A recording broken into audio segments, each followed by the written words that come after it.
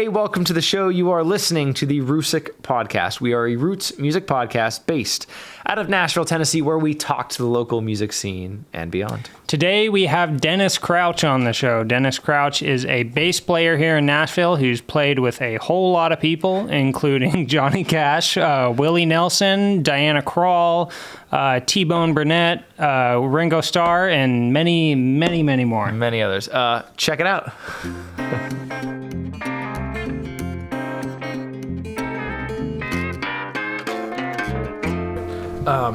So you were saying your schedule this year is you got a little bit of a tour going on, but really it's all session work. My understanding is that's kind of how you tend to like things to be. Like what's your, this might sound like a silly thing to ask, but like what's your weekly routine like with music? Because I ask because so many people in music, it can feel so, especially early on for folks, folks who haven't been doing that this long, it can seem so all over the place, routine-wise. It can be, I think, very stressful for some people because they don't feel like they have that routine, that regularity. For you, what is that sort of weekly routine with music at this point in your life? Or does it not get better? It gets better, but, I'm at the end, unlike a lot of the younger people. I've been young one time. And relate to that, to where you don't say no. Mm-hmm. Mm-hmm. And I try not to say no, but I'm a little bit more picky about what I say yes to now. Mm-hmm. What are those determining factors with saying yes to something? Good music. That's a really bad answer, but no, I think that's the best answer. Yeah. I don't want to. I want to have fun, so I don't care. It's everyone's at the same playing level to me. So as long as it's fun, that's what matters. That's so beautiful. Yeah, totally. Yeah. And even waking up this morning, it was I woke up excited about getting to play, and doing this today. It was like, all right, I get to go play music, and I get to talk about music. Yeah. And when that goes away, then I don't want to do it anymore. Mm-hmm. So, luckily, it's been very fruitful for the 59 years that I've been on this planet. That's beautiful. Yeah, I think Brian and I talk about this a lot. And one of the things that's so interesting about doing this is we get to see so many people at so many different points on that trajectory. And I think that, the cat's meow. That's all right. And I think, in time. I think one of the things that can be really hard for some folks is when people have this passion for music, and it's just this sort of thing that just gets under your skin at some point as a young person, where you just sort of fall in love with this world and wanting to do this. You can get kind of tunnel vision because you can want so badly. You have this thing that you want so badly to succeed in, and you can be distracted by. I don't want to say be distracted by, am I paying my rent? But like, am I paying my rent? It can be this very difficult situation for folks to be in, where they almost can lose sight of the fact that they're doing it because they love doing it.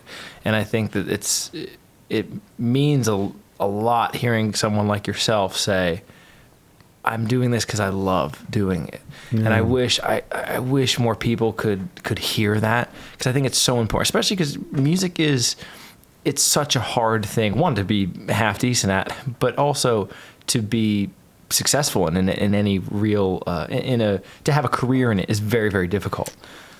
Yeah, well, I agree on everything that you just said. Wanting and longing for that next move, it's tough when you're young. Yeah, but and paying the rent or the car payment or whatever it is, whatever you're striving to do. And I came here with a family already. I was married and had 2 very young children. Mm-hmm. So there was no choice. It was either we make it or we pack our stuff back up and move back to Arkansas, where we came from. And this sort of goes back, alluding back to what you were saying earlier about routines and not saying no. It was a different time in this city too. And if you don't mind, what year did you get to Nashville initially? I moved here January 1st of 1996. Okay. You know, so this is 30 years that we've been here.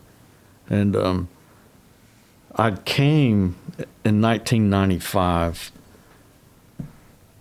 and played on a session. And at the end of the session, the producer, and it was demos, but this producer, who was a really prominent producer at the time, had made mention that he thought if I came to town, I would have a place here, you know. And that's all I needed. I just needed someone to sort of push that door open. Yeah. And the singer-songwriter is a guy named Sean Kemp. We'd grown up together. It was his demos.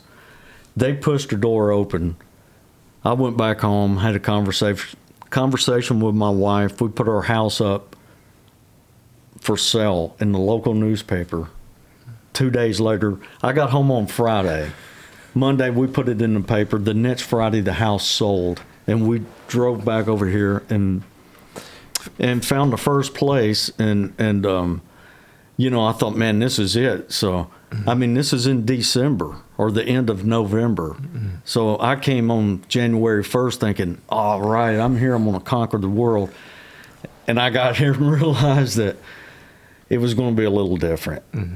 Did it take you a while to start finding consistent work, or how long did it take to like get the ball rolling? Well, you know, yes and no. As far as the session world, it took maybe a year and a half. Okay. Within 2, the ball was somewhat rolling. And, you know, I mean, it was a lot of really good life lessons. Yeah, I bet. And Broadway, you know, the Broadway as it is now, it was not that. Yeah. It was...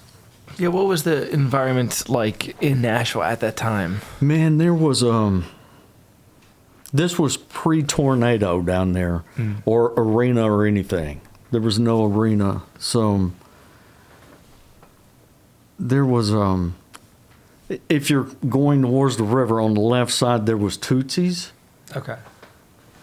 With a singer that sang in the window, and there was Robert's Western World, and then across the street was a place called Wolfie's, Music City Lounge and the Turf. Okay. And then, you know, a few porn joints down there. As you want in your music town. You know, yeah. So it was, you know, you had to want to be down there as musicians, and you know, it's where musicians just went. It's where I got my first gigs. There was that, and a place called the Station Inn, which was is a bluegrass club, and that's just, you know, I just hung out there.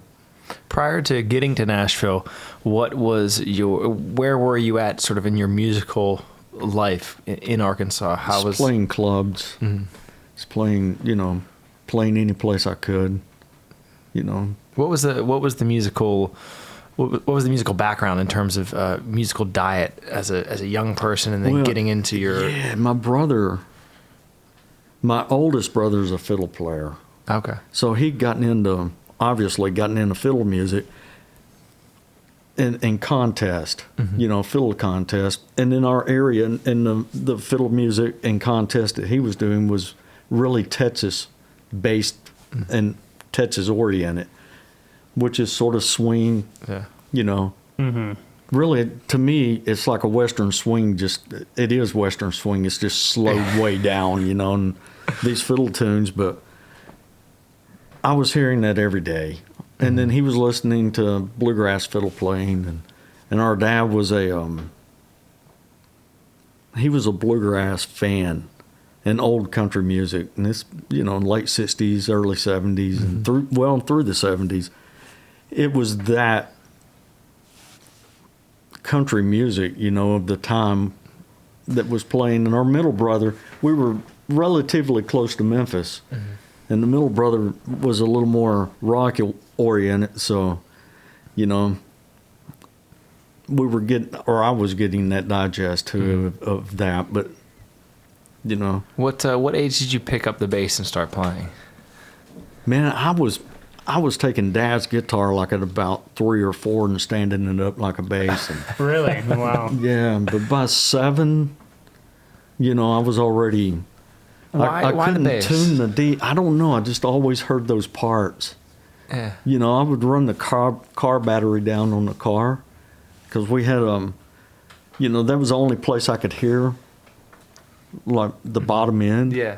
So I Yeah. could get out in the car and sort of get down in the floorboard, and it was a Philco, like an old car Philco radio. And I think it's so fascinating because so many young people, I think that's kind of the last frequency that they pick up on. So my day job is I'm a middle school music teacher, and I find so many young people, they gravitate towards what is that usually carrying the melodic hook. You know what I mean? And so a lot of times that those lower instruments or just more subtle instruments, they're not the ones that kids latch onto. So the fact that your ear grabbed that, I think, is really interesting. yeah. What kind of music at that point were you listening to? Man, just fell in everything love with that? well, there was not necessarily a formatted. There was formatted radio stations, but not like what we have now, where you tune in to 95 whatever, and it's the country station. Yeah. And then you tune in to whatever, and then here's your rock, and then here's your pop and your jazz station. These were stations that you could tune into and hear Ray Price, and then 2 songs later you would hear Booker T or something, It's a good radio station. Yeah, you know what I'm saying? Yeah. And then maybe a Sinatra cut. And so it was just a digest of that. And then what I was hearing in the house was a lot of fiddle music. And, it was nothing. You talking about the blinders, I immediately didn't really have any blinders because I didn't know I was supposed to have. I think as a young person too, that's so important though. Like I love, and this is something that transcends kids of that age. I think some people can hold on to this as they move through life, which is a beautiful thing. But that sort of awe of music, the fact that you can be so stubbornly pig-headed with it. I don't even know what you can be exposed to something and think, I need to do that, and nothing's going to stop me from doing that, even if that seems a little bit insane. Man, I'm telling you, at about 3 or 4, it lodged in my brain. Yeah. And that was it. And I'm doing it. I love that. So, yeah, I knew I was going for it, and did. So once you got to Nashville and you started to establish yourself, was the goal at that point to be a session player? Was that kind of what you wanted to be doing? Yeah, it was. I came here with an ambition to play on records, and Mission accomplished. For anyone listening, mission accomplished. yeah, and I wanted to be in the Grand Ole Opry staff band. That was the goals. That's awesome. And by 1999, and unfortunately, there was an upright bass player that lived here named Roy Husky Jr., and his dad was a phenomenal bass player, also named Junior Husky. I don't make the rules, man. I'm just telling you. But 2 very prominent players, and a guy, Bob Moore. There's been a list of really prominent players, but Roy, in 97, got diagnosed with lung cancer, and he passed away. So a lot of what his accounts and what he had been doing came my way, and that's really when the door really opened. Okay. You know, and he was a sub in the Opry, the Grand Ole Opry staff band. So when Billy Linneman, who was the house bassist, a lot of times he'd want weekends off. Mm-hmm.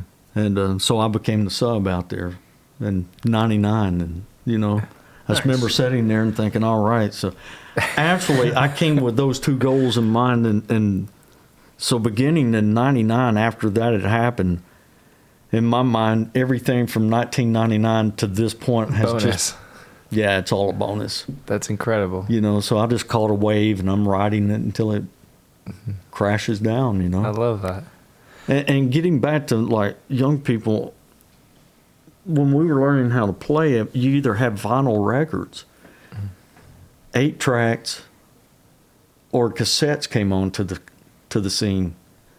So, you know, we lived so far back that we didn't have a lot of any of the three. So laying, you know, to hear the song on the radio was an interpretation. Mm-hmm. You know what I'm Yeah. saying? So we would hear that song and think, man, that was a great song. That was a great bass line. But in my mind, I would have to try to figure out You just have to what go I had. completely off your memory. Yeah. I couldn't imagine how hard that was. Yeah, because We have it easy nowadays. We got YouTube and we can slow it down. And yeah, well, or even when Marantz tape recorders came on and you could slow them down, you know, and you could figure out licks. It was like, man, you know, I would hear like Duck Dunn playing these bass lines, Yeah. you know, and being a kid and the way he played, I wasn't for certain if it was upright or electric, you know, and I'd have to sit there and try to figure it out, or Bob Moore playing these classic upright bass lines on country songs. Yeah. You know, and doing ghost tones. I wasn't. It was like, is there a note there, or is there not a note there? Yeah. And, I remember being a kid in college, and I would take lessons with Paul Rochelle, who was just an amazing guitar player. And I'd say lessons. We'd just sit there, and I would just ask him questions, and he'd tell me stories for hours. But he would show me all these incredible blues tunes that he had, like finger picking blues tunes that he had learned over the years. And I would think like, okay, I get to have him show these to me. He had to sit, he would tell me about trying to learn these things when you're going off the scratchiest, crappy, 45s you can imagine. And you're sitting there trying to, okay, like, let me go back over this 15,000 times and see. I can't imagine learning those songs in that manner.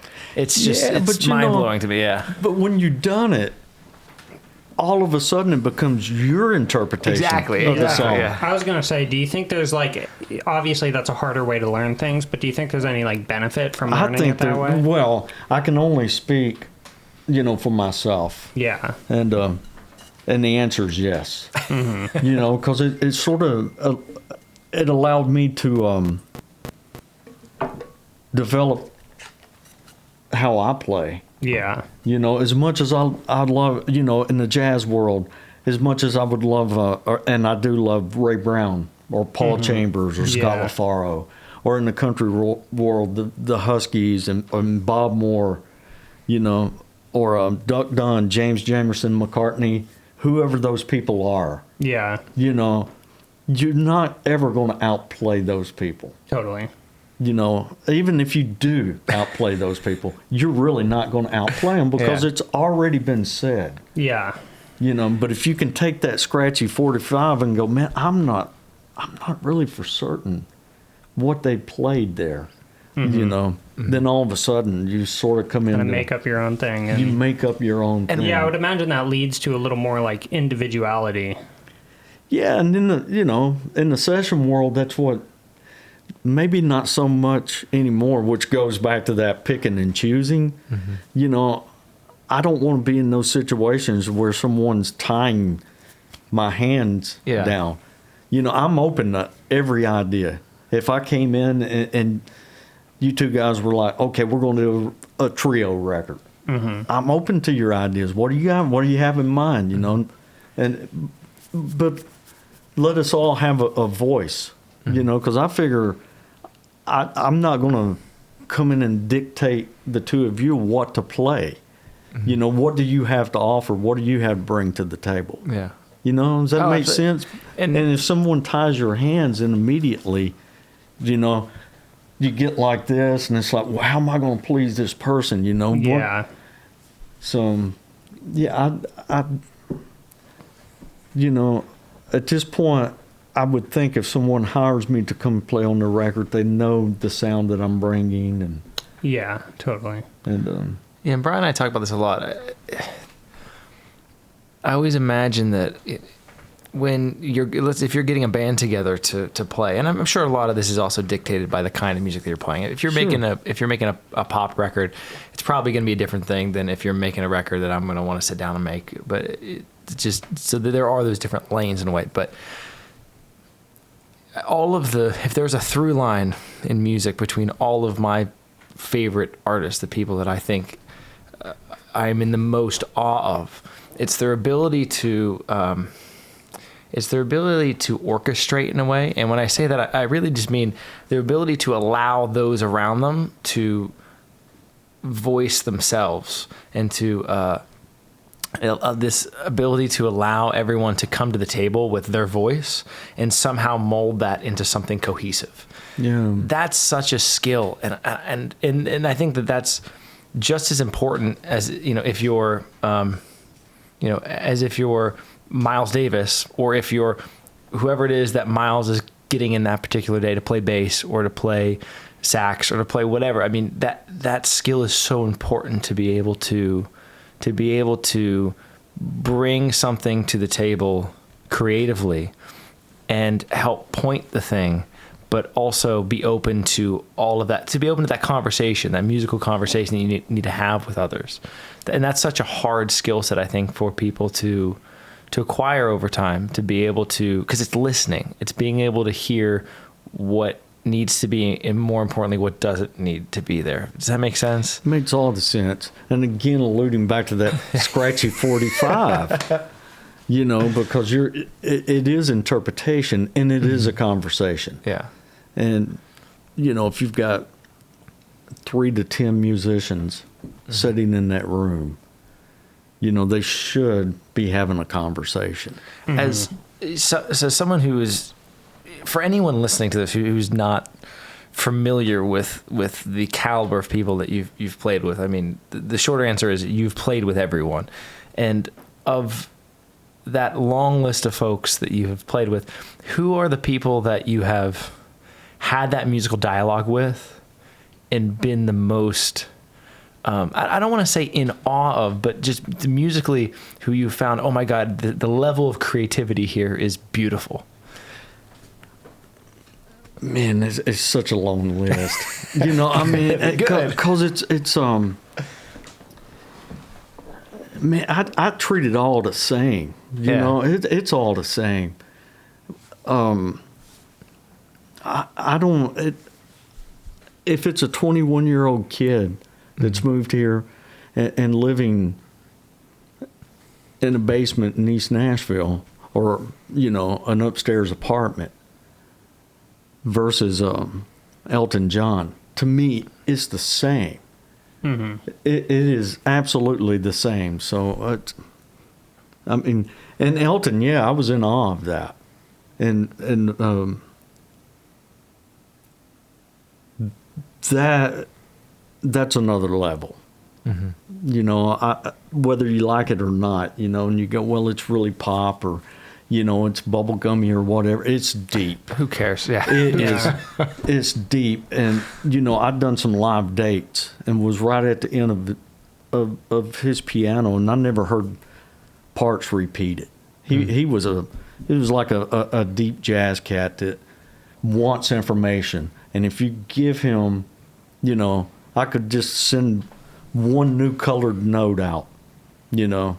If the song was in C and it's just a C to an F, if I'm subbed the F for an A note, he would look up and then he'd give it to you 10 times back, like a jazz player will. You know, if you give that awesome. information out, they can give you the information back.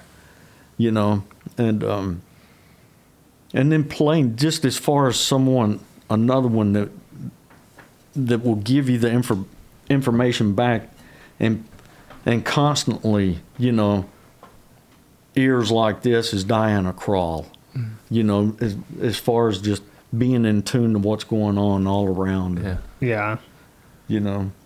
That's amazing. I think But man, that is not, because that could be, you know, that could be whoever. Yeah. Again, that can be that 20-year-old kid in town too, because it's all. Well, I was the gonna say, because do you have any folks in your life that you that you play with that when you do, it feels like falling. It feels like a nice friendship. Because like Brian, for myself, you know, Brian's played pretty much every. I think Brian's played every gig I've ever played of my own music in the last like decade at least, and because I love playing with Brian. Sure. Like Brian's not only my best friend, but he's my best musical friend. He can read my mind when we're playing, and I love that dialogue in the moment live with music. That thing where he knows what I'm gonna do before I do it. Yeah. And do you have those people in life that you can have that relationship with on a stage? Jay Bella Rose. Okay. Drummer. You know, we've been playing on records probably since 2004 or 5, and we've never had a conversation about what are you going to play. You know, what's your bass drum going to play? You going to be playing eights, or are you playing quarters? Yeah. Or we feel the downbeat the same, and you know, we've done I think maybe 2008, we done a record called Raisin Sam with Robert Plant and Alison Krauss. Mm-hmm. And Mark Rebo playing guitar, and T Bone Burnett playing guitar and producing. And it was one of those deals to where, you know, I hadn't listened to that record in a long time, but I know when we done it, there was times that he would do, you know, he would take his sticks and do rim shots. Mm-hmm. And then I would answer him with slap parts. So when the record come out, it's just no one really knows who's doing what. Yeah. Yeah, that's cool. You know, or I would play muted notes that sounded like the bass drum. Mm-hmm. You know, so we're just constantly. Yeah. So yeah, it's that conversation, and there's a drummer that lives here, Fred Eltringham, that I worked with this morning. And it's the same thing. It's just sitting down and knowing where that's going to hit. Mm-hmm. You know, and yeah, I love that. And T-Bone is another guy that I just. That's something I want to ask you about. You've at this point you've worked with T-Bone for, my understanding is decades really. You've played on a lot of stuff with him. 26 years. How did that start? Man, I had a record that had came in, going back to one of the earlier questions about when does things really take off, you know. Mm-hmm. I mean, I'm getting custom dates and working in town, mm-hmm. and everything's going okay, but it's just, you know, it's like, well, it's good for a couple months, but man, third month comes around, what's going to happen? Mm-hmm. You know, and finally, here comes these dates. It's 14 days, and it was 3 females. It became a really big record for them, you know, but they were gaining a lot of traction. And one of the sisters called, they booked a date. Mm-hmm. And it was great. I got off the phone, told my wife, this is it, you know, man, we're in a big time now, here it goes, you know. And this is like 2000. Okay. Late 99, maybe 2000. And about 3 weeks before the dates are to happen, you know, 2 to 4 weeks before these dates mm-hmm. come in, same sister calls back and says, we're not going to be able to use you on the record. You know, and I'm like, man, oh my God, you know, what's the deal? And she says, well, the engineer says he doesn't know you, and he wants to use someone that mm-hmm. he's hip to recording. Mm-hmm. I get that now, but at the time, you know, I was like, well, when did the engineer start hiring session personnel? let it go, and there was that moment where it's like, man, I'm going to drive to the guy's house, and but I get off. I told my wife, hey, we've been making it fine. We're going to be okay. Just let it go. Small enough town, water under the bridge. Yeah. Chalk it up. Don't burn the bridges. Yeah. 30 minutes later, the phone rings. It's a booking agent town. Tells me his name, and he says, do you know who T Bone Burnett is? And I knew T Bone from the Wallflowers. Yeah. And the Black Crows and more of those records. I didn't, at that time, Oh Brother Where Art Thou hadn't really hit then. So I didn't, I knew who T Bone was. He was on my radar, but only as that. And I said, yeah, I know who he is. And he said, well, he's coming to town and we're checking your availability. And I walk over to the calendars hanging on the wall, and I said, well, I'm looking at the calendar. What do you have? And he names the dates off, and it was the exact 14 days that this other crew had just shit canned. Wow. And I said, man, so Destiny happens right I there. am Yeah. open. So fast forward like a year, and this had already started. The ball's rolling with T-Bone, and I see that engineer, and I'm walking into the club.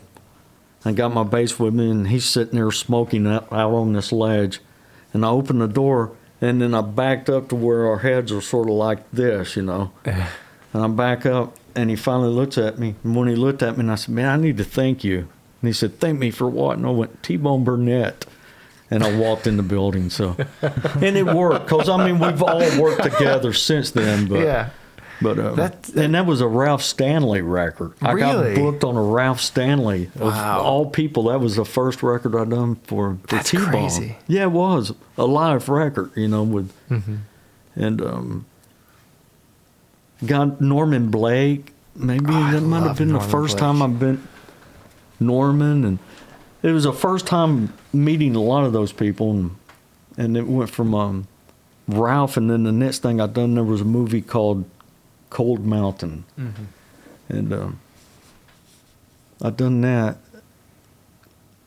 I think that was the next. It was Ralph, and then shortly after, I remember shortly after that, I got a call, and it was for Cold Mountain, and they were recutting Dead Man's Rope by Sting. So we flew out to L.A. and show up, and Sting comes walking in. It's like, holy shit, man! When did this? Wait a second, And at that moment, it was like, this is pretty crazy, What? Just to kind of backtrack a little bit, when was it? Because I think most people really see you as an upright bass player. Yeah, well, that's what I am. Yeah. When did that decision kind of, or was it ever a decision that that's the lane you want to take up? Like, At not about really. at about 4. 4, you're like, no electric bass. No, we're not doing any of it. No. When I grabbed it, it was home. Yeah. And I'm a little guy, so technically I'm probably wouldn't be the guy that, in school they'd go, you're going to be the upright bass player. Yeah. Because I couldn't reach D and A to tune. Yeah. But no, I just knew that's what I wanted to do. And it's all. There's the lines are blurred there.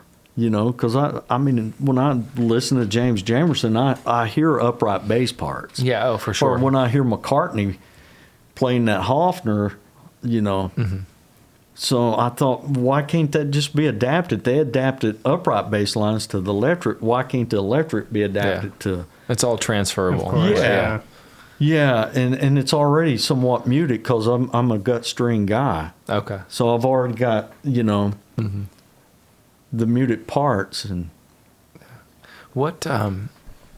One thing you were kind of alluding to this earlier, but the interplay between drums and bass is really fascinating because, in one sense, they're two parts of a whole.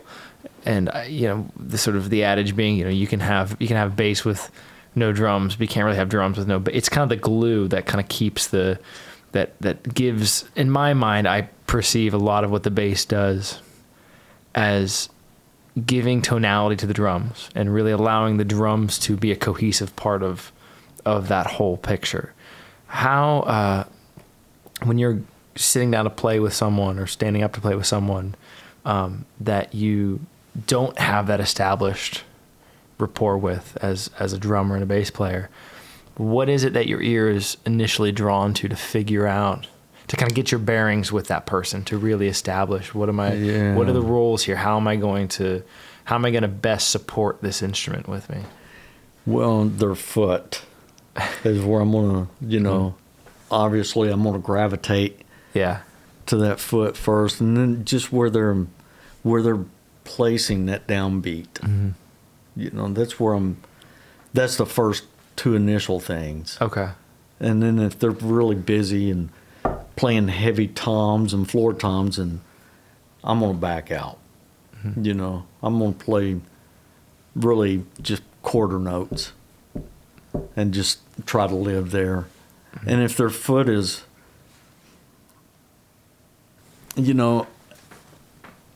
it's a big foot, with that, just like a country where the note just keeps going, then I'll shorten my note. Okay. Interesting. So you kind of try to do like the contrast of whatever the drums is doing. Yeah. So if it's, because, man, a really good jazz drummer, which I love, they're like my favorite. Yeah. Because a lot of times they'll lean a little forward. Yeah. And I love being the cushion at the back. So it allows that.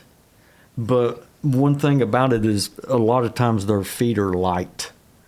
They'll just give you their bass drum would just be a puff. Yeah, you almost hardly hear the bass drum on which jazz is one of those recordings. It's like real feathering. And I love that because it's a support. Yeah. It's an extension. I look at it as an extension to the bass note. But the flip side of that is when they do get a little heavy with it, then I can be an extension to that. Yeah, okay. By shortening the note. Interesting. So if that note goes poof, then I can just be like I can hit it more staccato. So it really is that contrast to where that beat is. That's what's in, Okay. Yeah. So, and then with that snare or the downbeat, wherever it's going to be, if that thing's hitting right there, then I'm going to be, it's going to be, yeah. I'm hearing it back here, You talked about like, you like a drummer kind of being more ahead of the beat while you kind of can lay back. Like, I feel like that's something that's like very, at least for me, and now I kind of get it, but starting out, I feel like that is kind of an elusive thing because it's very hard to hear. It's more of just like something you feel. It's a feel. Yeah. Like how it does your ability to do that, does that just come from hundreds of hours playing with people, or is that something you like, did do a metronome in a practice room, or but I never had a metronome, and really never seen a tuner until I was like 20. Because I just figured everyone tuned up and everyone played, Yeah. But it's a heartbeat. So I figure everyone's got a stride. We all do, wherever our heart beats is where some people's heart beats a little faster than others, some slower, but yeah, I'll try to find, that quarter note wherever it lands. To me, it's only a split second, but in that split second, I've got from the beginnings of to the end of that thing, and I view it like in 4 increments. Just ever how you want to count that thing, depending on the speed of the song. Obviously, I figure I've got 4 choices somewhere in there. There's do I play it back here? Do I play it a little faster? Do I play it in the middle, or am I going to go in the front? So, which I find is something like really hard to do consistently. It can be. I feel like that takes a lot of time to. But man, if you get it just right, it can, because I figure my job is to lay a framework. If this is the blank canvas. You know, I'm looking at that blank canvas right there, and you guys are the ones. You know, I'm holding the paintbrush, but you guys have the paint. Yeah. You know what I'm saying? And it's my job again to give you that foundation. Yeah. That's going to allow you to paint where you want to. Does that make sense? Yeah, totally. You know, so Another thing, and I can color that note a little bit. Yeah. Just to give you an idea, you know. If it's a 3-chord song, it doesn't necessarily have to be those 3 chords. Yeah. Whatever that root, you know, root 5 is, or root 3/5, you know, because there's a 6th note in there. There's a, you know. Yeah, totally. I mean, different shades. Yeah, and I love that. I love that. You know, there's a 70s singer, Jimmy Ruffin, had a song called "What Becomes of the Broken Hearted." Okay. So, anyone listening, you guys check it out. You know, because James Jamerson, and I remember hearing it and going, "Whoa!" And then when I really got inside it, it's like that's the most brilliant thing I've ever heard. He never plays a root. Wow. Okay. Until the very end, he ends on the 1 chord, but he just plays all the 3rds, the 5th, the 6th, 7th notes. But he's given the foundation, and if you listen to it, you know he's still, you know, boom, that's the bottom line, you know. Yeah. So still outlining, still laying that he's still laying that down there, but he's giving it all the colors, you know. So all of a sudden, the guitar players, they can go, wait a second, I can. And one thing I want to ask you too is, you really lean more towards live session work. I think it seems fair. That's what you love, and that's for us as well. I mean, I think that's just a commonality there. But one thing that I think is interesting, I wanted to pick your brain about with that is when you are playing live, you have that immediate feedback. You know the colors that are on the table. You know, okay, whatever, you know, what the 4 of us are doing in this room, if this works in this room, it's working. And I think that's a very different approach than what is taken contemporarily a lot of times, where it's sort of this one track after another. It's kind of build up from the ground up approach, which can still yield great results. It's just a different thing, not necessarily the way I love doing music, but that, in a way, I feel very lost in that approach myself, because I feel like I don't have anything to respond to. I don't know how much room I need to take up, especially as the bass player. You're pushing so much air. You're responsible for so much of that room. Yeah, right. I can only imagine that can be very frustrating when you are trying to take that approach, because you don't have that immediate feedback. You don't know how much room can I take up here? How am I going to exactly interplay with what the drums are doing, or with what the guitar part is doing, etc.? How do you, at this point, do you do any recording in that style, or is it all just I mean, it's the world we're in now. Yeah. You know, so a lot of trap building. And how do you approach that? Well, when I done it this morning. You know, there was 4 pieces, and but I asked immediately. It's like, what else are you going to put on this? Luckily, the lady singing was really good, so they were vocal takes. Okay. So it is irritating a little bit. You don't even have that melody to go off of in that way. A lot of times when I hear the singer go, "Oh, these are just my scratch vocals. I'm going to do my real vocals later," and I'm going, "Well, man, you know, that's really dependent on the note that I give you right now. Because if I play a 6th, but you don't really sing that 6th, or if I give you a 7th chord, but you don't sing the 7th, then all of a sudden, you know, I need. It doesn't feel alive. Then.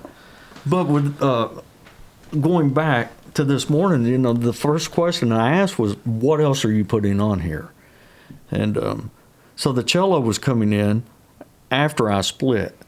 But it was great because I thought, and the pianist was coming in. So immediately I started having and navigating in my head what range and where would they be playing, and then giving them information that they could feed off of. Okay. And So kind of like filling the role that you need to fill in that moment, whilst also leaving that open-ended enough for someone to respond to. yeah, exactly. Okay. Yeah. And the cello player I know really well. And we've worked a lot that we can cross one another. We can play parallel. Okay. Or opposite parts. If I'm going down, he can. We can cross like this constantly. Yeah. And in our range, trying to think, okay, this would be a nice spot for the cello to play low. So I would play more, I play more up on the treble strings or, that's first, second, and third positions on the higher, on the higher register. And I'm sure, like most things, I'm sure there's a balance there. It's just I love getting people in a room and pushing record. I just think to me that's the thing I love. And I've done it both ways. We all have, especially like you said, the world we live in now. That tends to. It seems like that's the direction things are shifting. But well, it's all about people. They can keep content out. I get it. Yeah. I totally get it. I'm not against it. But I'm one thing I'm noticing and I'm loving about it is there's a younger generation that's your guys' age and down that's getting back into that more than say 8 or 10 years back. Oh, okay, yeah. Even vinyl collecting again. Yeah, that's been a huge thing. Because people had gotten so used, and I'm guilty. I love it. To go on a walk, you got pop in some buds and disappear. Yeah. But people are wanting to hear music broad again. They're wanting to hear it like this versus this. And especially now, because it sounds silly, but the quality of that broad listening experience is so accessible now. I mean, it's not that crazy much money to get a good pair of speakers and to get a record player and to be able to sit down and experience music like that. I mean, because there's nothing like it. There's nothing like sitting down and really. I was just talking about this with my students the other day. There's sort of different levels of input when you're listening to something. You can have something on while you're cooking dinner or whatever, and maybe it's just sort of there on the surface level. But there's nothing like sitting down and really experiencing the thing with your full attention as a listener. I mean, again, even if you're not in any way participatory in the thing, you're just there to experience it. There's something so immersive about that with music, and you can't get that with throwing with throwing the AirPods in. Or at least it's a different thing, Well, yeah, same here, man. Because music is, for me, music it's a moment in time. Right, it's happening right then. It's in real time, and it's a new picture. Just like blinking your eyes or snapping the camera. Every time it happens, it's a new picture and a new moment. And the same with notes. I think of notes like that. If it's a shitty day, you can take that to the table. You can play that. If it's a good day, I feel like all of that is there. Yeah. And then listening to music like that, hearing vinyl or how you're going to hear it. If you just sit back, you can shut your eyes and go any place on the planet, any place, wherever that place is, whatever that paradise is, you can find it right then. And it's also, music is, to your point, it's alive. I find that the music that it has most affected me in my life, it's like time travel. It's a snapshot in time. It is a snapshot of those people in that room, or that maybe just that one singular person in that room, creating something that we're lucky enough to be able to hear back 20, 30, 40, 50 plus years later. It's the closest thing any of us will ever experience to time travel. That is so potent. I love other art forms. There's other forms of creation that I'm just infatuated with and that I love, but music, for whatever reason, it feels like that closest thing to time travel. It's being able to experience what that expression was at that moment. Like there's lines. I was just showing my kids at work some Sinatra yesterday or Friday, and we were watching live performances of him, and I mean he's like a trumpet player when he sings. It's amazing. But he was doing these little runs that were I know I've heard that song a million times. That's just he's improvising that run. And those little runs were stuck in my head all day. I'm sitting in the car driving home, just cranking it, waiting for that little moment of creativity, that little moment of, I'm going to do it this way now because I'm responding to what the band's playing over here. That, to me, is what makes music so beautiful, is those moments of just where that is just pouring out of people.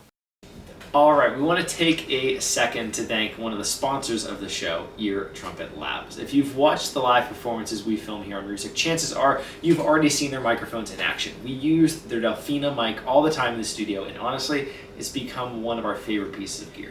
Ear Trumpet Labs makes handcrafted condenser microphones that are designed specifically for acoustic music and live performance. They look incredible on camera, and more importantly, they sound amazing. They're built in Portland, Oregon, and you can really tell there's a lot of care that goes into them. So if you're a musician, engineer, or venue looking for a microphone that both sounds great and looks great on stage, definitely go check them out. You can learn more at eartrumpetlabs.com. And a huge thanks to Ear Trumpet Labs for supporting the show. Now, back to the episode. Another thing I wanted to ask you about, you really work in this Americana tent, and I'm fascinated by that because it's a very broad tent and there's a lot of ingredients there, right? That tent's really grown, man. Exactly. And as someone who is so established in that world, I wanted to pick your brain because there were Brian knows this about me. I kind of have this weird knee-jerk reaction to Americana and just the term, because it's so broad. But there are so many different beautiful components to that, whether it's country music, blues music, different forms of Appalachian music, etc. There are so many different, to use the paint analogy, there are so many different colors available to you because of that. How do you find just the right ones for what it is that you happen to be working in?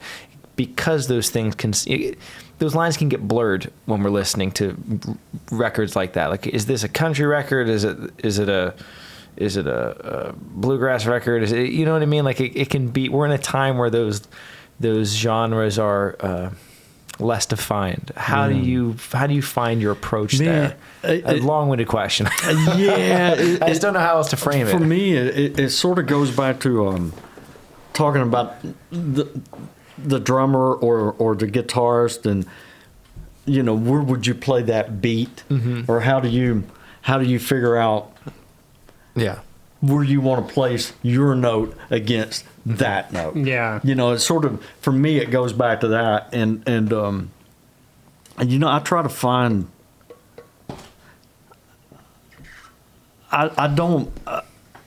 we get a set of skills, and that's what we're going to bring to the table. Again, going back and going, okay, that's so and so right there, just that's their sound. But it's like, man, you can't play the same shit on every record. So I go in and like Robert and Alison Krauss, when we do and have done that, I go in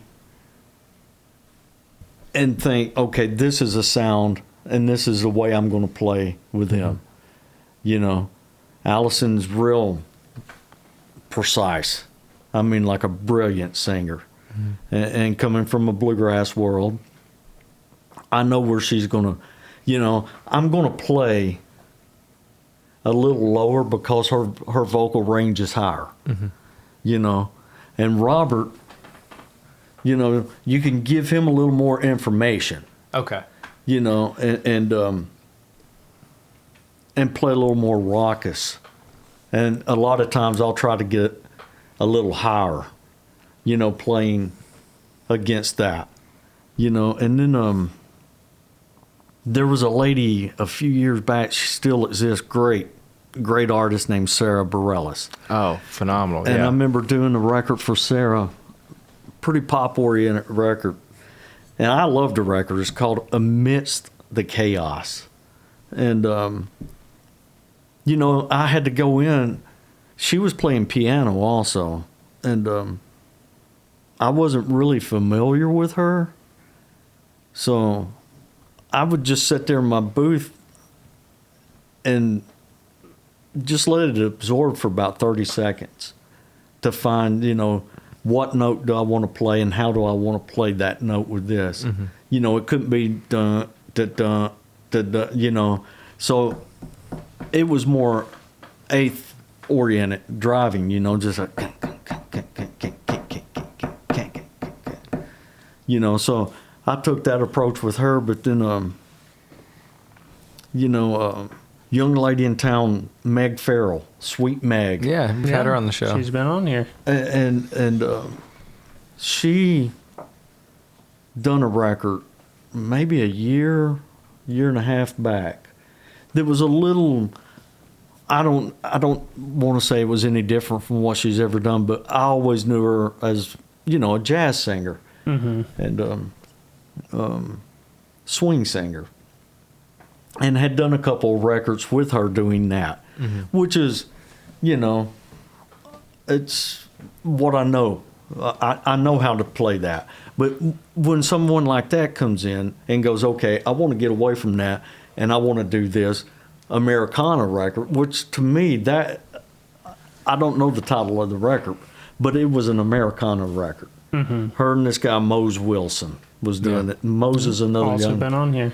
Yeah, and so trying to navigate that, but not make it sound like there's got to be a glue in there. You know what I mean? Not knocking anyone's ability or any records. I'm not knocking any of that, but sometimes the Americana records get a little loose to me. Yeah, mm-hmm. I get what you mean. Yeah.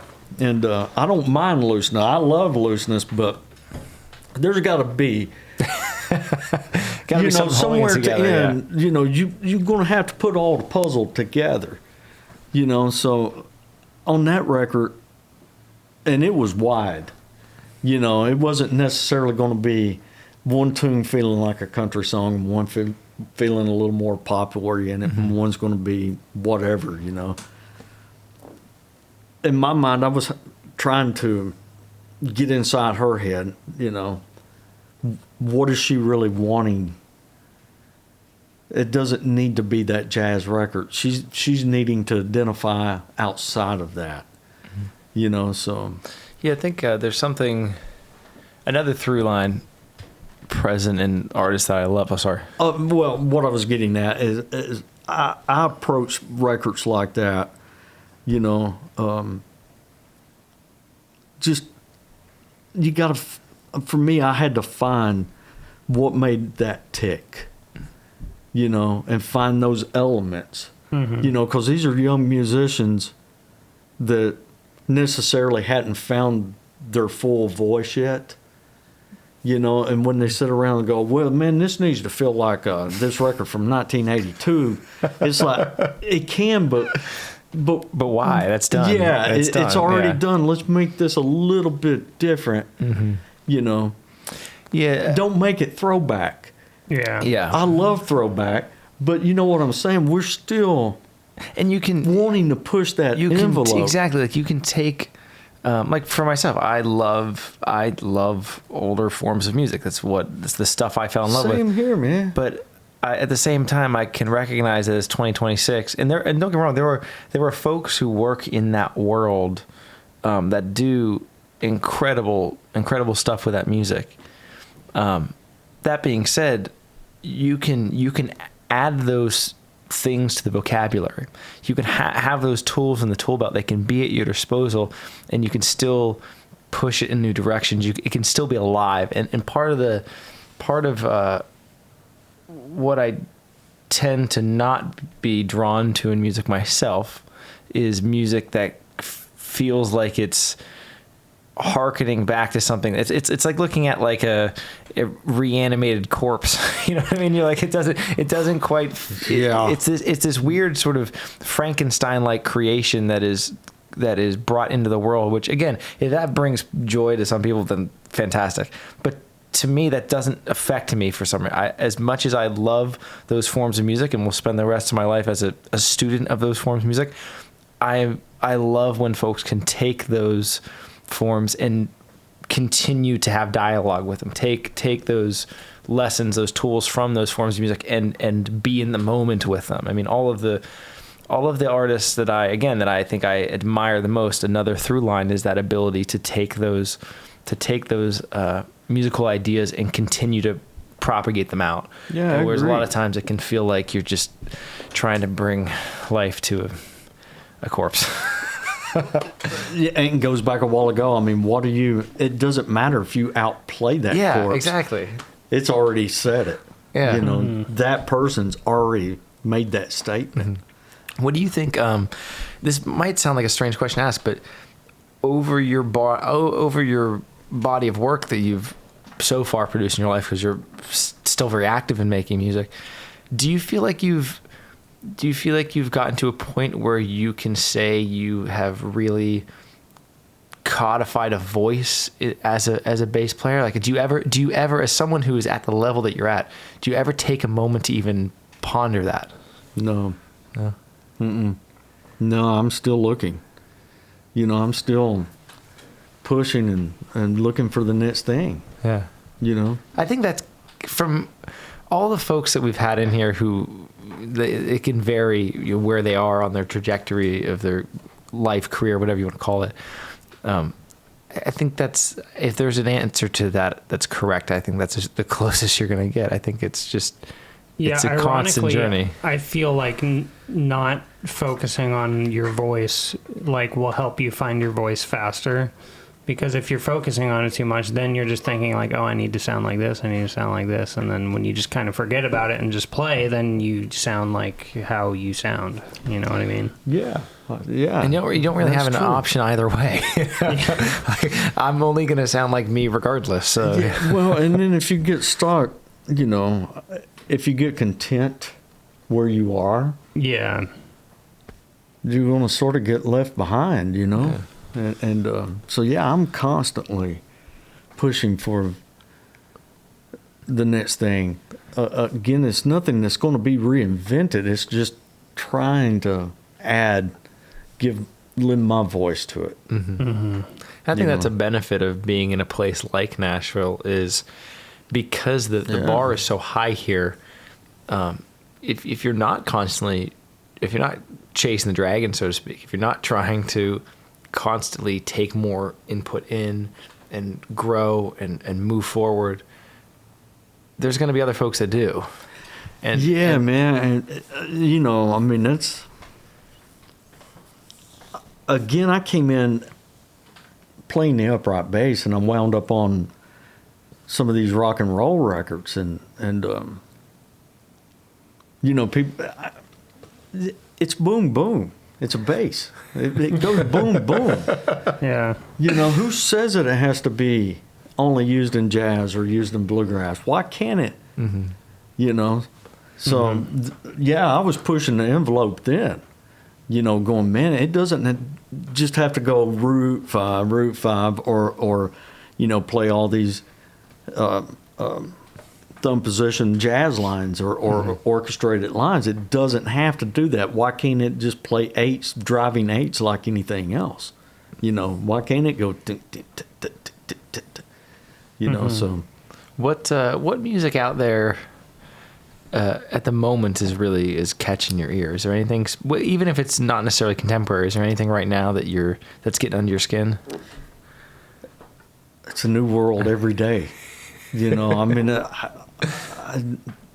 that's like asking the favorite artist of all time. There is no answer that I would have or could have, you know, and the same with the music, because it's so different. Mm-hmm. You know, you mentioned Sinatra, so driving over here, that's what was on Oh, and really? in my car the whole That's way. fantastic. You know, I love that. So, What you know, you were saying earlier that whether you're in a session with a 21-year-old kid who's just starting out on this, or you're working with someone whose name we would all recognize, you're going to treat it with the same level of attention, and I think that's kind of the only way to really be present in music. I think that's what you have to do. As someone who knows nothing about this, that's what I've gathered from this. But one thing I wanted to ask you too is, you have been in those rooms with folks like Johnny Cash or Willie Nelson or whomever. For you personally, as a fan of music, as someone who, it's obvious you've committed your life to this thing. As a fan of music, have there been people in that room with you that's given you, I don't want to say starstruck, but it's given you pause in that moment of, wait, can I rise to this occasion? Am I capable of rising to this occasion? man, yeah, every day. This morning. Yeah. A song come down the pike, and it was like, whoa, wait a second, and I had to, it's every day. It's every day, and this morning wound up, I played upright, and then the lady producing's a really great electric bass player. And I went in, and I was hearing another part, and it was like, it would be great if you added an electric bass to it, but played like up high with a pick. And she'd never done that before, but she got done, and she was like, whoa, this is great. And it was like, well, shit, man. The Wrecking Crew done this, why can't there be two basses on something? And, there's two guitarists in a band, and a lot of the two drummers or two keyboard players. Why can't there be, if you get the right people, that's listening to one another, then... And then the other thing, you mentioned Cash, I'm walking or back in the... What's that feel like? Not to cut you off, but what does that feel like to sit in that room? About 3 years old. Yeah. Feels about like a 3 or 4 year old kid. What do you say, all of a sudden I felt like I was a Chris Farley character going, you remember that time that, it's sort of that deal where it's like, what are you... Yeah. Yeah. But man, the first time I got called to do June Carter Cash's record. And so they gave me instructions. The house has since burned, but they had a house up on the lake. This huge, I think there was 35, 40 acres fenced in, and a cabin right in the middle of it. And so the drill was they said, come to the house, and they'll open the gate, and then just drive back to the cabin. Follow the road to take you to the cabin. So I do what they say, I pull up. There's this house, walk up, knock on the door. I hear footsteps, and coming up the stairs. And I hear this stuff, and the door opens up, man, and I'm not making this shit up. Door opens up, and it's Cash. And, he's not a really tall guy, maybe 6 foot, 6'1", but barrel-chested, and he was still pretty healthy at this time. And but he opens the door up, and he looked at me, put his hands out, and went, hello, my name's Johnny Cash. And this is the best ever, It was... You can't script it. And immediately, he was like, come in, and we went downstairs, and they were having lunch, and I felt like I was going to my grandparents or something, You go down, you have lunch with them, and both of them, he and June, just put everything at ease. All that stuff went out of the window. But there were still times, that I'd catch myself going, holy cow, this lady is a Carter. Here's American country music. Your mother's really, really cool. Yeah, it really Your is. mom's kind of the fucking best. Yeah. And Johnny, at the end on American 6, he was, his health had deteriorated pretty bad, and he was in a wheelchair, and he had glaucoma. So we were cutting these records. We were cutting them live. You know, vocals live. Everything was live because you had to get it in that moment. And you know, with the glaucoma, he couldn't take any lights. So immediately there's no lights in the studio. It's dark. You know, I'm talking about it's dark. And the only light is one stand light where he can sort of look at words if he needs to, but there's not, you can't sit there and scratch out a chart or have charts and look at charts. Mm-hmm. You know, because I was like, hey, man, what do we do about charts? And they said, you're not going to do any charts. You're going to play the song. And it's a deal where they're capturing that take. Yeah. So you better, you know, and we're all gathered around him. You know, all the musicians are around him. And that was pretty surreal, that whole thing. And I'm talking 3-4 days before he died. He cut right up to, pretty much right up to death, because that's all he, you know, June had already passed. So that's really all. He was just giving what he had left to put in the world. I mean, I don't know how many songs in the can that's never seen the light of day yet that he sang, but I do know the last song that he ever did sing was called Engine 143. That was the last song ever cut. I always think for folks like him and others that you've worked with, it's got to be such a strange existence to go through life having people perceiving that they know you. Because in a way they do. They know your work. They know your output. They know the thing that you've put into the world.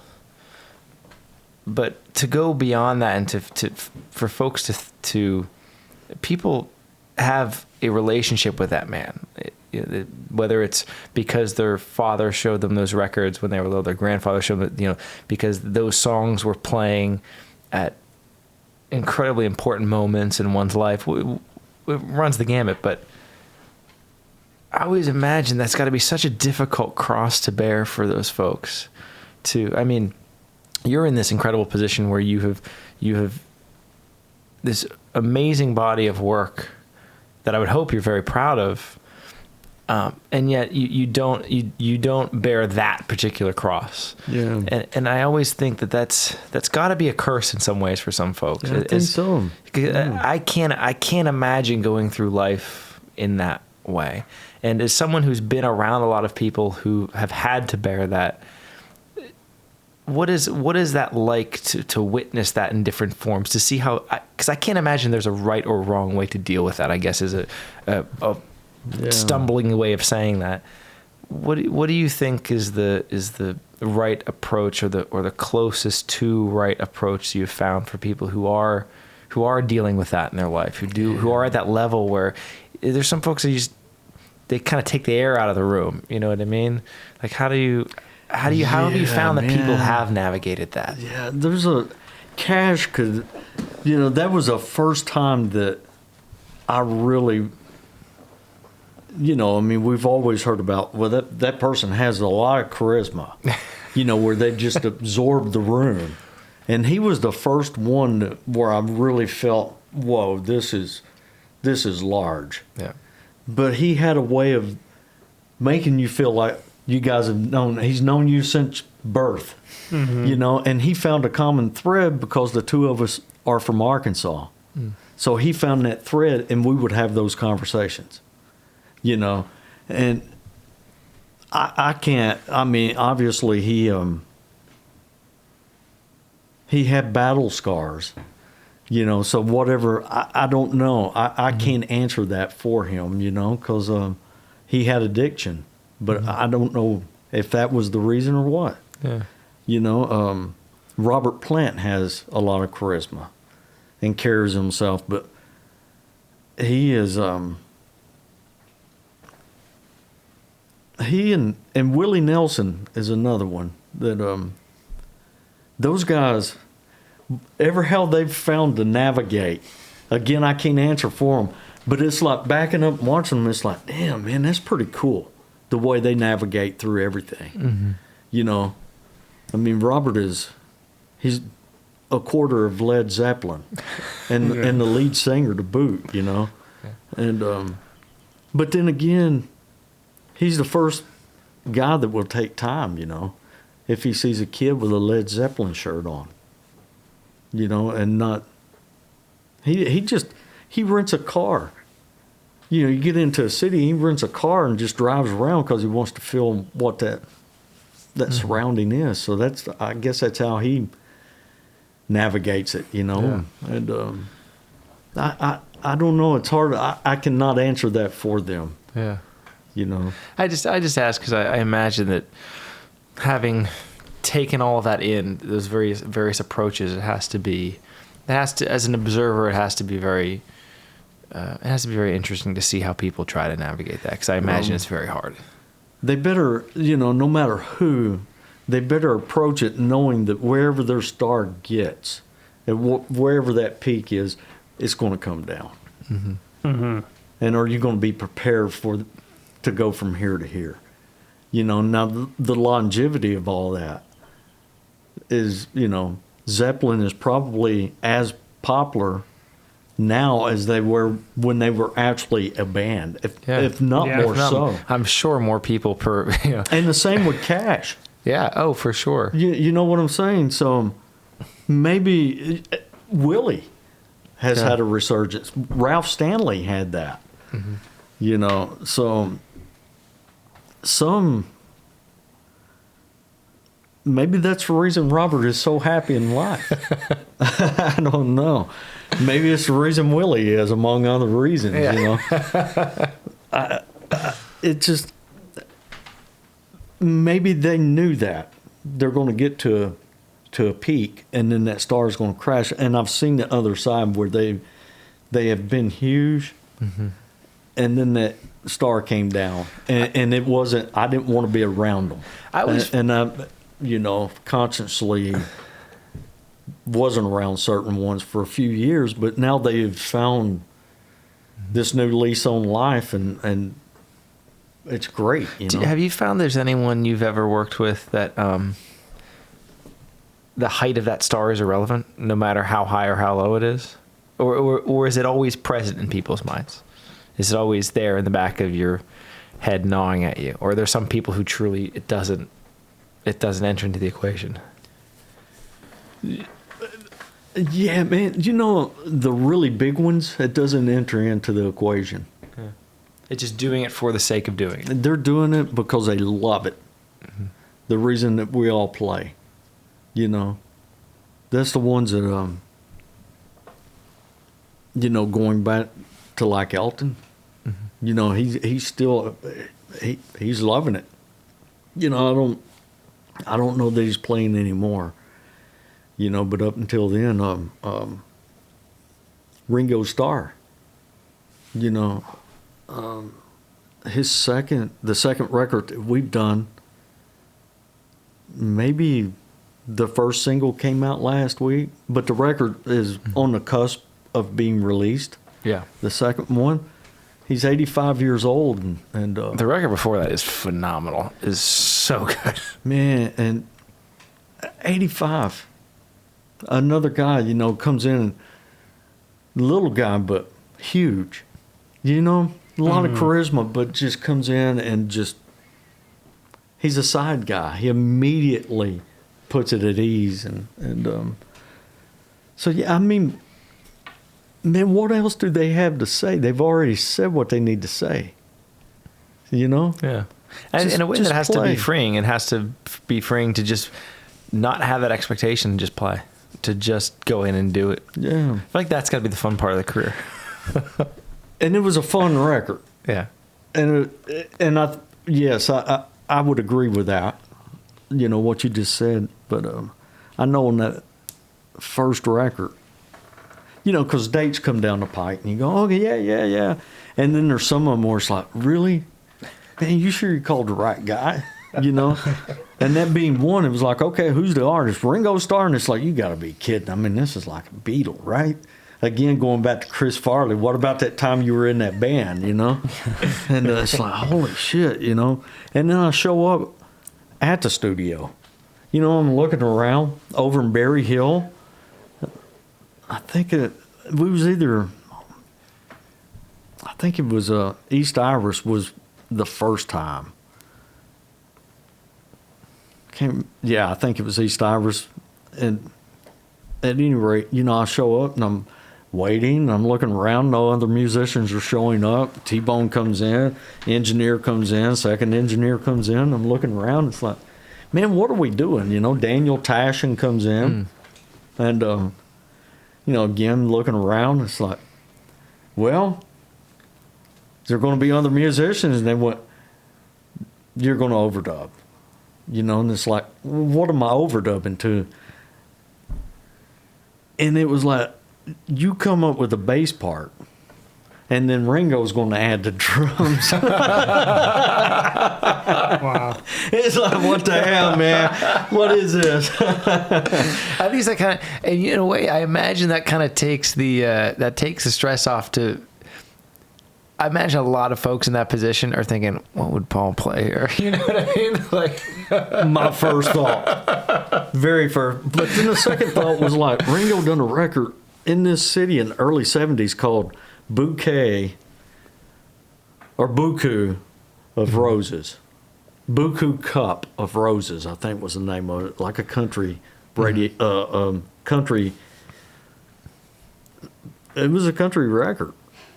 And, man, I immediately went and referenced that. Yeah. And I thought, well, wait a second, man. He's really like a big band drummer. yeah, he really is. I mean, he's playing all these triplets. I know that he's going to land these.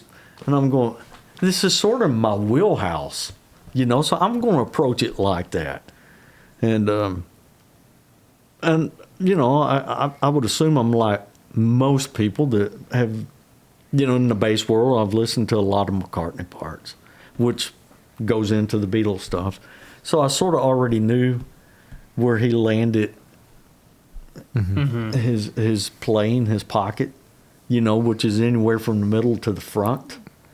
I love his drumming. Oh, I do I have too. to say, I think his drumming is phenomenal. I know there's. Well, it was very easy to lay down pads, Yeah. knowing where he was going to do that. And then I had the luxury on some of it where it did come back, and then I got to add bass parts to those That's parts, lovely. That's really nice. But most of the time, But anyway, going back, I feel like he's one of those guys that has found, I went out and the last time that I had anything to do with him was his 85th birthday. And I flew out to the West Coast, and, all these people, I mean, you can imagine, just look up and you could just point any place,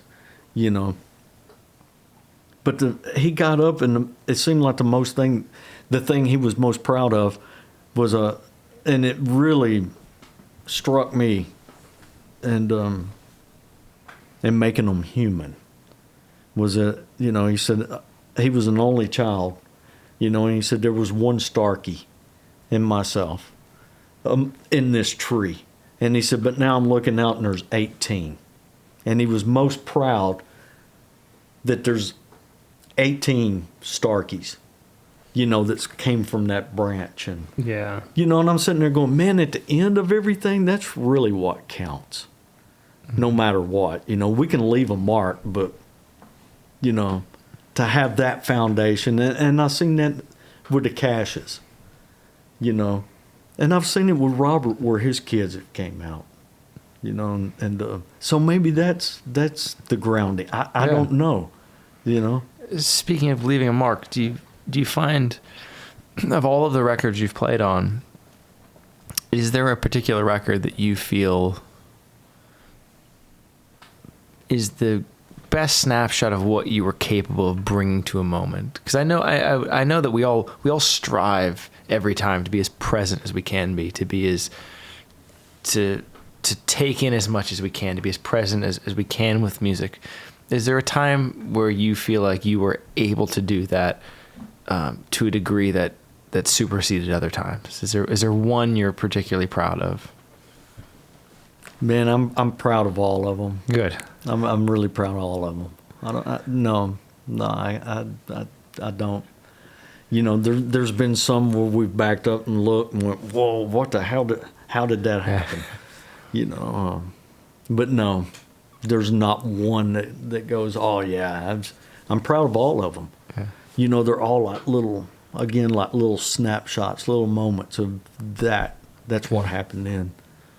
You know, and I love lyrics. So if it's a strong lyric, to be able to play that lyric, to make that, to paint that picture, you know. Yeah. Again, like when your eyes just opened up, what do you see? Yeah. You know, if you're watching a movie, you know, if there was no music on a movie, you know, you just sort of look at the movie and go, okay, there's just another scene. But when you add the music to it, that can add the emotion, you know.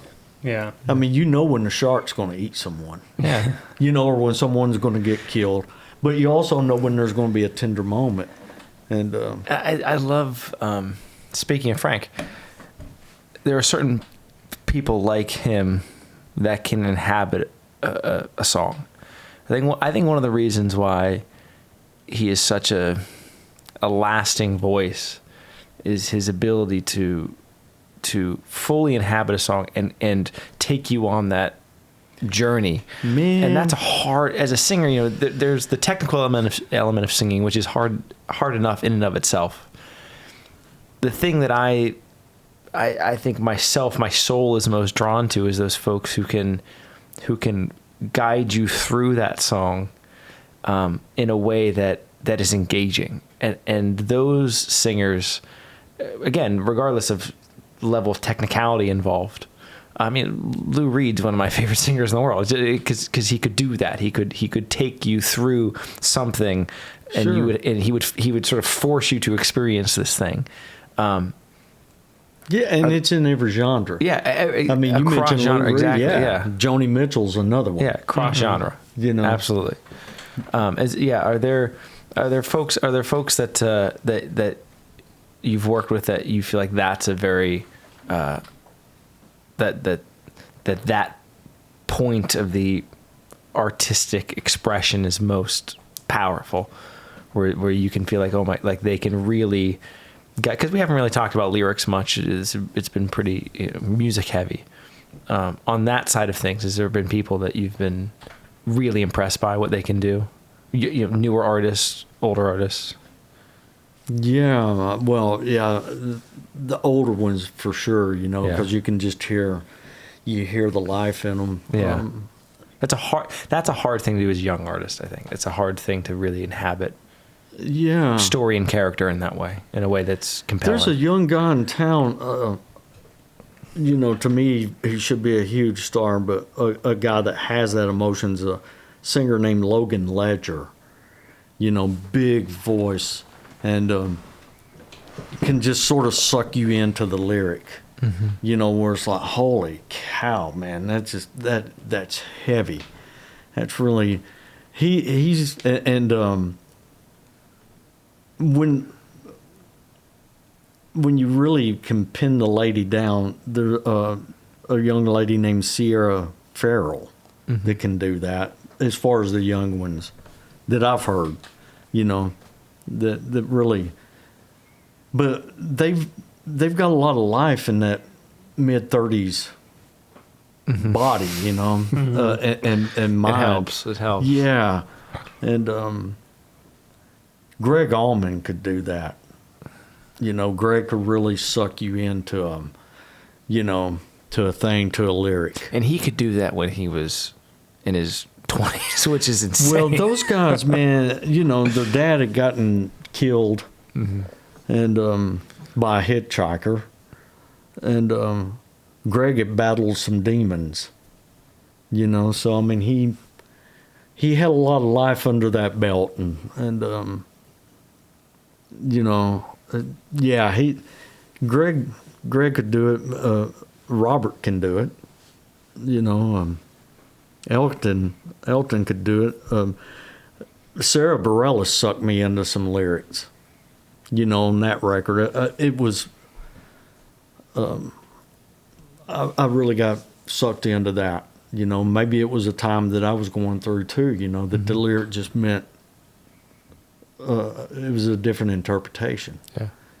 You know, there was a lady, Grace Potter, done a record in early to 2007 or 8, even before Raising Sand, I think. And, you know, it went on the shelf, and I think they released it a few months back. But that was another one. She was really young at the time, too, you know, and yeah, again, that's hard to say. I mean, I just have to see a list and go, oh, yeah, that one and that one. Yeah. And lyrics, that's such a... Well, Bob Dylan, what I was going they're doing these, what they call the Ionic series, and they do these, you know, they get artists to sing anywhere from 2 to 6 of their classic songs. And then they sell them at Christie's auction house. And, you know, you can own the master, but you can only play it for people. It's just a pissing contest, basically. But it's on this vinyl and the whole 9 yards. But the first one I done was with Bob Dylan, and strapping on the headphones, and they recut Blowing in the Wind, Masters of War, and, you know, and whatever those 4 to 6 classic tunes were. And but to hear the interpretation, you know, 50 or 60 years later, and that much life was, you know, that sucked me in. The lyrics sucked me in on that. And again, on Willie Nelson, you know, hearing Funny How Time Slips Away, you know, but being sang by someone that's 93 or 4 years old. And so, yeah, it can get you, you know. But the stuff this morning the same way with the young lady. I mean, it was heavy lyrics, but easy to play to. Yeah. You know, not so easy to play to, you know. I had a conversation with a session buddy of mine here, like, pretty recently, and he came from a session and was like, man, how'd it go? And he said, we just cut a song and I counted where they said whiskey 17 times. And it was like, how the hell you know what I mean? How do you play to that lyric? Yeah. You know? It's I love songwriting. Songwriting is my favorite thing in the world. And when it comes to lyrics, songwriting is fascinating to me because there's the words on page, yes, but that's not songwriting. Songwriting is the thing in the moment that's being expressed.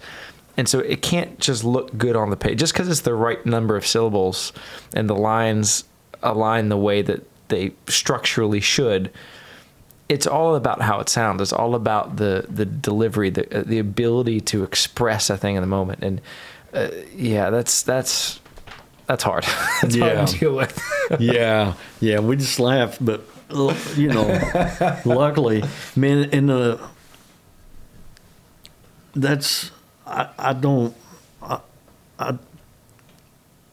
those are the ones that a lot of times I say, I just don't fool with them. You know, it's like, I just don't want to, I mean, if I'm going to do that, I'm going to go get whatever's labeled the real job. Yeah. You know, because it's like, man, I don't want to just show up just to get the paycheck, you know. I don't want to do that. And nor should you. And nor should you have to. So. Yeah, well, and I tried to stick to those guns out of the chute. Mm-hmm.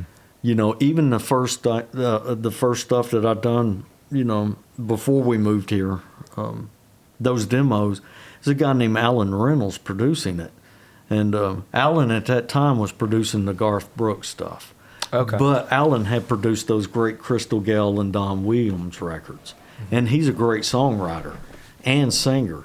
So I'm going, you know, I'm working for this guy who's all about the lyric. You don't worry about the note you're playing first. You worry about the lyric. Yeah. How are you going to play and what, you know, build a sound around that lyric. And that was a life lesson and one of the first lessons that I got in town, you know, which was, I put it in the back pocket and I carry it now, you know. That and then one of the next sessions I got was with the old regime, the old country guys, and the pianist named Pig Robbins, Hargis Robbins, but Pig, and Gene Chrisman, who was the Memphis drummer, that played on the Elvis stuff. Hell, he played on Sweet Caroline, I didn't know that. Yeah, well, that was done in Memphis with the Memphis Boys, and he was part of that. He was the drummer, and Reggie Young, guitarist, and those two, and then the guitarist was a guy, Pete Wade, who had played like on these classic Conway Twitty records, but we cut this song, we get done, we go in and listen to playback, and Pete comes over, and it sort of leans in and went, son, we spend all our lives learning everything we can play. And I went, man, this is great. I'm getting the divine information now. Shit, here it comes, man. He's it's one of these deals like, man, yeah, this is good. I was the young pup, and yeah, he's going to tell me how great I am, And I said, yeah. And he said, yeah, and we start doing these sessions, and we spend the rest of our lives trying to forget it. And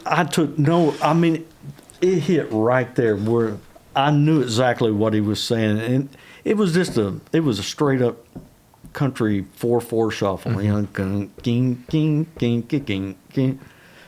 But I played everything that I could play that had nothing to do with a shuffle. I played over everything. But as soon as he said that, it was like, I get it. I understand. Yeah. And went back in and played 4/4 notes, and that's all you need. Most of the time, that's all you need. Yeah. And man, and in this city with the young guys and guys like yourselves and coming in, man, no ego. You cannot have an ego in this city. If you got an ego, go back to the state line and check it, because there's no room for egos, and no room for blinders, and man, just hit it. Just come in and be willing to learn and take those lessons. Those old guys, they're playing on those records for a reason, And then Bob Moore, who was like the king of the upright bass players in this city of, dating back to Little Jimmy Dickens and the Patsy Cline records and the Orbison records and Jerry Lee records and Johnny Cash records and 20,000 records, took me under his wing. And those same lessons, and just, you're talking about listening to those scratchy 45s. It was like, man, just, here's how you pull the string, but you don't always have to, it was great. It was, I'm very thankful to have had a connection to that generation, the generation that they didn't invent it, but they really came close to it as far as what's on record. Like I said, we're so thankful that you came in and talked about this stuff, because I think these lessons and these stories, I think they're so important. They're important to keeping this music alive, but I think it's also important that people hear these things and understand where this music comes from. So really, from the bottom of my heart, thank you so much for this. This was such a thrill. But it's as long as you go to wherever the well starts and come up, there's so much. There's so much there, and with vocalists, and I know we've talked about Frank Sinatra, but then there's that guy Al Boley that was from the 30s, even that, and you go, holy cow, where did he learn? And that was one of the things that Bob Moore taught me. It was like, well, man, I played this way, but don't play exactly like I played, because I was getting stuff from, Jimmy Blanton. So all of a sudden I'm going, well, who the hell's Jimmy Blanton? Well, that put me on that tailspin, that put me into Pops Foster as far as the upright world, and then was able to trace it back, just draw all of the dots, make the dots complete. It's also, like, as someone who's a student of music, and again, there's a great many music that I love, but I love traditional music. I love American roots music, and to me, so much of that, it goes beyond the music. It's the history of it. It's the trajectory of these things. It's how all these things intertwine with each other.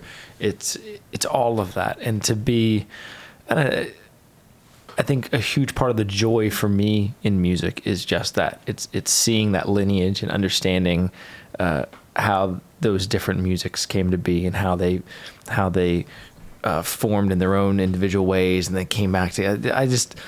I love that. I love just looking at the geography of music. I love seeing, and now we live in a world where sort of with the internet, we're in a different age, and music is, I think, going to take some different forms because of that. But I just think I think that those lessons are so important. I think those things are Yeah, I do too, and I love that. Again, going back, that's what I love about, you guys' generation is you're embracing that more than the generation right ahead of you. Yeah. I'm not talking about my generation. I'm talking about 10 years above where you guys are. It seems like your generation is embracing that again. Yeah, I hope that's the case. It seems like mine, or at least where I came from, we had to learn from the roots up because we didn't have access to, we didn't have it in the palm of our hand. Yeah. And there's something to that scrounging that it's good. It gets you.